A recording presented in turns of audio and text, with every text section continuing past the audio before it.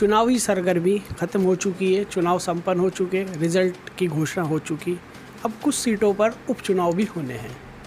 जैसे मुजफ्फरनगर से बात करें, बिजनौर लोकसभा सीट से चंदन चौहान जी विजयी हुए हैं आरएलडी से। अब मीरापुर सीट से दोबारा उपचुनाव होना है विधानसभा का। उस विषय पे भी चर्चा करेंगे और अन्य विषयों पे भी चर्चा करेंगे।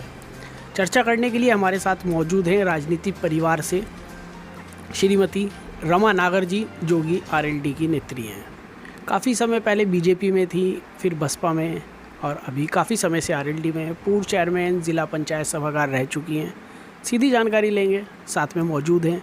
कल शपथ ग्रहण समारोह हुआ प्रधानमंत्री जी का। आपकी पार्टी के मुखिया जयंत चौधरी जी ने भी शपथ ली मंत्री पद की, क्या कहना चाहिए? जी, मैं बहुत बहुत बधाई देना चाहूँगी माननीय प्रधानमंत्री जी को भी, जयंत चौधरी जी को भी, और समस्त पूरे मंत्रिमंडल को मेरी तरफ से बहुत बहुत बधाई और शुभकामनाएं। जनपद मुजफ्फरनगर की बात की जाए, आरएलडी का गठबंधन था। मुजफ्फरनगर सीट कही जाती है जाट बहुमूल्य सीट, फिर भी माननीय मंत्री जी संजीव बालियान जी यहाँ से चुनाव हार गए, हरिंदर मलिक जी जीत गए। क्या आरएलडी ने साथ नहीं दिया, क्या कहना चाहिए, क्या वजह रही? नहीं, आरएलडी का साथ ना देने की बात नहीं है, दोनों पार्टी का पूरा सहयोग रहा। सब लोगों ने बहुत मेहनत की। कुछ कमियां रह गई हैं, उनकी हम समीक्षा करेंगे ज़रूर। इस बात का हमें बहुत अफसोस है, बहुत कम अंतर से वो हारे हैं और समीक्षा की जाएगी इसकी।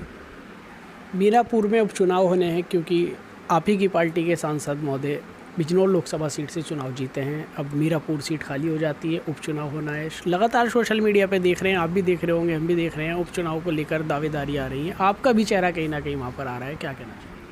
हाँ, मेरी भी प्रबल दावेदारी है और मैं भी चाहूँगी कि ये मौका मुझे मिले, और क्योंकि मेरा क्षेत्र भी है, मैं वहाँ की बहू भी हूँ और ज़िला पंचायत का चुनाव भी मैंने वहीं से, शुरुआत जो राजनीति की मेरी वहीं से हुई है, तो इसलिए मेरी भी दावेदारी है। बाकी आगे जो निर्णय हाईकमान का होगा वो माना जाएगा।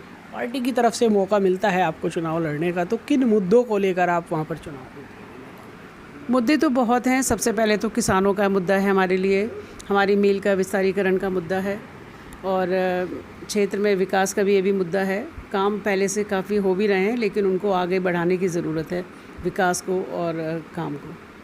आप मीरापुर के रहने वाले हैं, लगातार वहाँ पे दिखते भी रहते हैं, भ्रमण करते हैं, वहाँ की जनता भी आपसे मिलती है। क्या किन मुद्दों को लेकर के मीरापुर की जनता चाहती है, क्या मुद्दे चाहती है मीरापुर के, इस पे हम वोटिंग करेंगे? क्या उनके बीच जाकर आपको लगती है कि अभी ये कमी है जो विधायक जी नहीं कर पाए, क्योंकि आप ही के पार्टी के आरएलडी के विधायक जी हैं, कुछ है जो बातें वो रह गई, आप जाएंगे तो उनसे भी बेहतर? नहीं, बातें अभी, क्योंकि 2 ही साल हुए थे अभी चंदन को बने हुए, तो वो काम वो कर भी रहे थे चंदन, और आगे भी उनको आगे बढ़ाने की सिर्फ मैं समझती हूँ ज़रूरत है। और उन मुद्दों को, उन कामों को जो अभी काम चल रहे थे, उनको आगे बढ़ाने की ज़रूरत है। उसमें हमारे मतलब मीरापुर पूरे विधानसभा क्षेत्र के विकास का मुद्दा है, और विस्तारीकरण का, मील का मैंने आपको बताया, और हमारे किसानों के मुद्दे हैं। तो मैं चाहूँगी कि सारे मुद्दों को आगे बढ़ाने का, उनके विकास के मुद्दे का हमारा मेन रहेगा मीरापुर विधानसभा का, ताकि सब समाज का विकास हो। सब समाज को हम साथ लेकर चलने वालों में से हैं, और हमारे किसान मजदूरों की सरकार बनी है, तो हमारे जो राष्ट्रीय अध्यक्ष जी हैं वो सब समाज को साथ लेकर के जिस तरह से आगे बढ़ रहे हैं, तो हमें और मजबूती मिलेगी उनके मंत्री बनने से, और विकास आगे होगा। पार्टी से आप दावेदारी कर रहे हैं, किसी कारणवश टिकट नहीं मिल पाया, तो क्या और कोई विचार है निर्दलीय या अन्य पार्टी में जाने का, या कैसे? नहीं, मिलेगा उसके साथ? नहीं, ऐसा कोई विचार नहीं है। जिसको टिकट मिलेगा, जिसको हमारे हाईकमान कहेंगे, हम उनके साथ रहेंगे, बिल्कुल तन मन धन से चुनाव लड़ाएंगे और ये सीट जिताकर उनके हाथ में देंगे। यूपी में भाजपा को काफ़ी कम सीटें मिली, आरएलडी का गठबंधन था, और ख़ास तौर से यूपी में आरएलडी काफ़ी अच्छा अपना प्रकोप रखती है। देखते हैं आपके अच्छा उनका मजबूत यहाँ पर है। 2 सीटें आप लोगों को मिली बिजनौर बाग पर, दोनों पे विजय हासिल की, और कम प्रदर्शन रहा, क्या कारण आखिर क्या रहा है? नहीं, आरएलडी का प्रदर्शन मैं जहाँ तक समझती हूँ सभी जगह बहुत अच्छा रहा है, और जहाँ जहाँ आरएलडी ने समर्थन किया है वहाँ वहाँ सीटें निकली, ऐसी बात नहीं है। लेकिन जिन जगह पर सीट नहीं निकल पाई, तो कुछ कमियां रही हैं, उन कमियों की समीक्षा हम लोग करेंगे, और विचार विमर्श चल रहा है, क्योंकि अभी तक तो मंत्रिमंडल कल बना है, और अब आगे मंत्री आज शाम को शायद विभाग भी मिल जाएंगे, तो उसी के अकॉर्डिंग फिर आगे देखेंगे कि जो कमियां रही हैं वो जनता के बीच में जा कर के उनको भी हम सुन करके और आगे वो कमी ना दोहराई जाए, उन कमियों को पूरा करने की कोशिश करेंगे।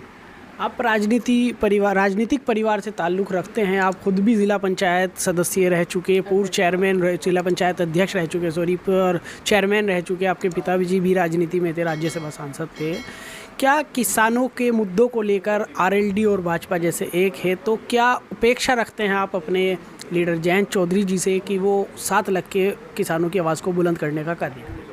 नहीं, बिल्कुल, अब तो ये सोने पे सुहागा वाली बात हो गई है, और एक और एक दो ना हो करके आरएलडी और भाजपा का जो गठबंधन हुआ है ये 11 का हो गया है।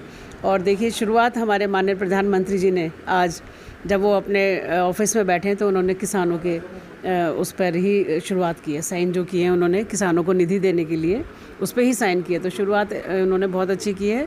और जैन जी का और उनका सहयोग किसानों के लिए ख़ास तौर से मैं समझती हूँ कि बहुत अच्छा रहेगा, कहीं पीछे नहीं रहेगी आरएलडी।